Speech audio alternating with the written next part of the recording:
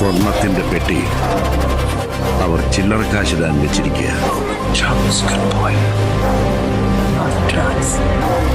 അവന്റെ പണ്ടുണ്ട്, പവറുണ്ട്, എന്തും ചെയ്യും. മുട്ടി നിൽക്കാൻ പറ്റില്ല മോനെ. നിനക്ക് എന്തുണ്ടായി?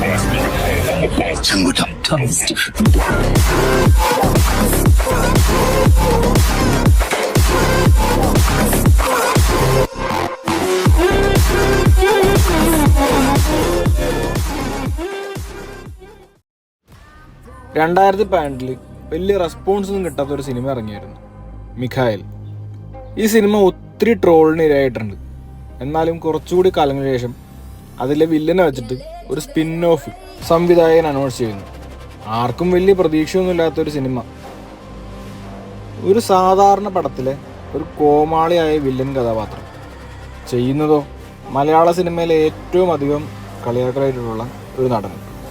പക്ഷേ ഡേ ബൈ ഡേ ആ സിനിമയുടെ ഹൈപ്പ് കൂടി വന്നു. മറ്റൊരു സിനിമയുടെ പ്രൊമോഷനിടെ ജഗദീഷ് തൻ്റെ വായിൽ നിന്ന് വീണ ഒരു ചെറിയ വാക്ക്, മോസ്റ്റ് വയലൻറ്റഡ് സിനിമ, അതായിരുന്നു ഈ സിനിമയുടെ ആദ്യ ഹൈപ്പ്. അവിടെ നിന്ന് the most violent movie in Mollywood എന്ന ഹൈപ്പ് തുടങ്ങുന്നു. ഹിന്ദിയിൽ അനിമലും കില്ലും ഒക്കെ ഇറങ്ങുന്ന ആ കാലത്ത് തന്നെയാണ്.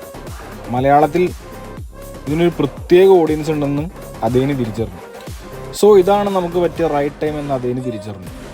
അങ്ങനെ ഒരു സിനിമ മലയാളത്തിലും വേണം, മലയാളികൾ സ്വീകരിക്കുമെന്നും അതേനിയും ഗ്രൂപ്പും തീരുമാനിച്ചു, അല്ല പ്രതീക്ഷിച്ചു. ബട്ട് സ്റ്റിൽ കളിയാക്കലുകളും എതിരെ പറയാനും ഒത്തിരി പേരുണ്ടായിരുന്നു. എന്നാലും അവരതൊന്നും വകവച്ചില്ല. കാരണം അവർക്ക് അവരുടെ പ്രൊജക്റ്റിൽ അത്ര വിശ്വാസമായിരുന്നു. ചോര കൊണ്ട് ഞാൻ അവരെ കുളിപ്പിക്കും, തീ കൊണ്ട് പുതിയ മണ്ണ് കൊണ്ട് മൂടും. കാരണമായി അവർ പറഞ്ഞത് ഇത് മലയാളം ഇൻഡസ്ട്രിയാണ്. മലയാളത്തിൽ വയലൻസിന് ഒരു പരിധിയുണ്ട്, ഒരു മാക്സിമം ഉണ്ട്, അതിനപ്പുറം എന്ത് ചെയ്യാൻ പറ്റും. പക്ഷെ ആ നേരം അവരെ കാത്തിരുന്നത് 2 ഇരട്ടി വലുതായിരുന്നു. പ്രതീക്ഷകൾക്കും മങ്ങലേറ്റില്ല. ചോര നിറഞ്ഞ സ്ക്രീനുകൾ കണ്ട് കാണികളെല്ലാം കണ്ണടച്ചു. കമ്പാരിസൺ വച്ച സിനിമകൾക്കെല്ലാം മുകളിൽ പോയി ഈ സിനിമ. ഇന്ത്യൻ സിനിമയിൽ പുതിയൊരു ബെഞ്ച് മാർക്കും സൃഷ്ടിച്ചു. As we expected, it's blood shower, not a blood bath. The Marco.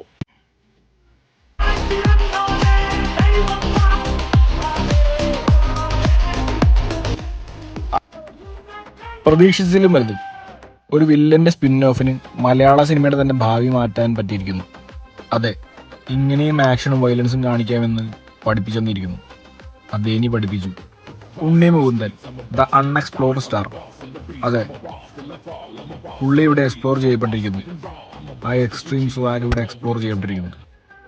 Bone of a star, a violent family star, and a new combo, Haneef Adeni and Ravi Basrur with the most violent movie, Marco.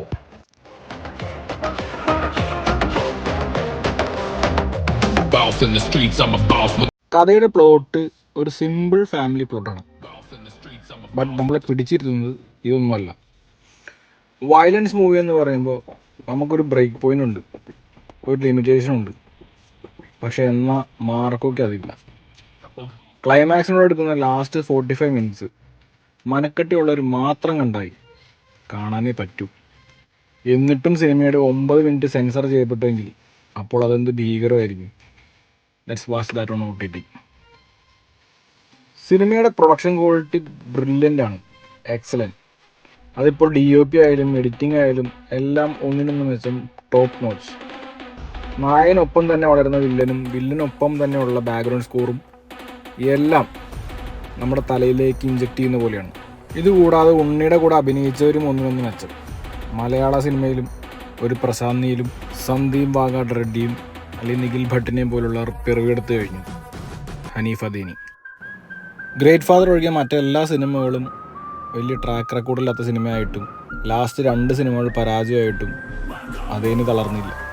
ഒരു പരാജയ സിനിമയുടെ spin of തന്നെ പറഞ്ഞുകൊണ്ട് തൻ്റെ വിജയത്തിലേക്കുള്ള നടവഴികൾ അയാൾ നടന്നു കയറാൻ തുടങ്ങി. അതെ, മാർക്കോ ഇന്ന് വിജയത്തിൻ്റെ കുതിപ്പിലാണ്.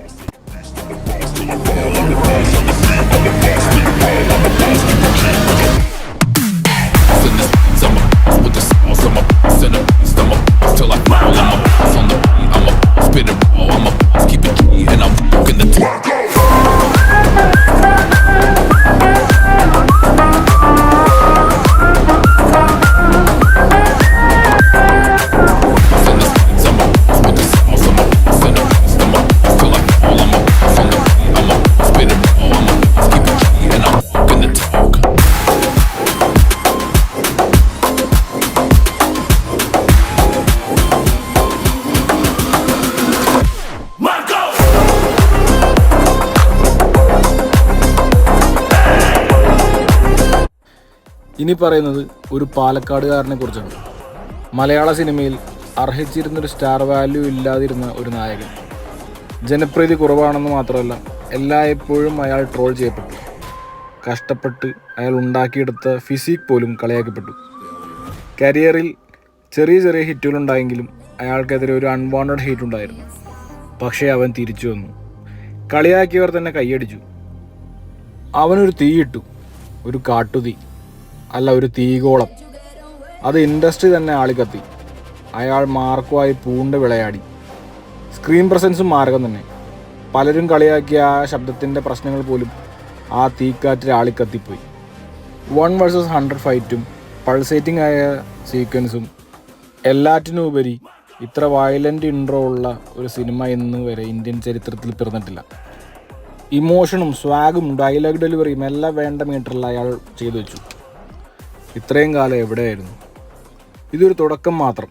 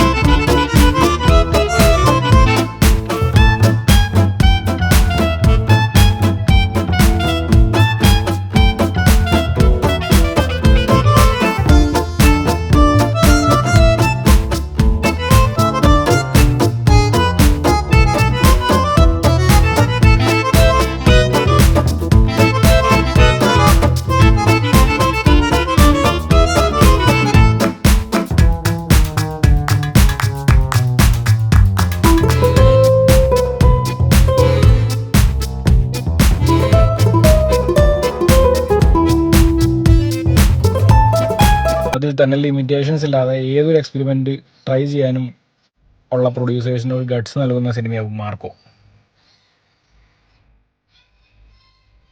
കന്നഡ സിനിമയ്ക്ക് കൈ കൊടുത്ത് ഹോംബാലെ കൊണ്ടുവന്നത് KGF ആയിരുന്നെങ്കിൽ ഇവിടെ ഷെരീഫ് അഹമ്മദ് കൈപിടിച്ച് ഉണ്ണിമൂന്നനുമായി കൊണ്ടുവന്നത് മാർക്കോ ആയിരുന്നു.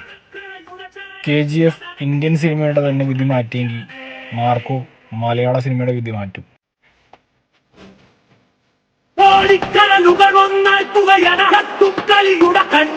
ഈ ക്രിസ്മസ് അയാൾ തൂക്കുകയാണ്. ഈ കഴിഞ്ഞ വെള്ളിയാഴ്ച അയാളുടെയാണ് the born of a super star and his name is Unni Mukundan.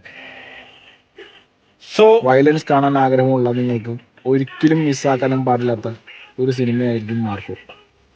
So go to theatres, explore and have a bath in blood.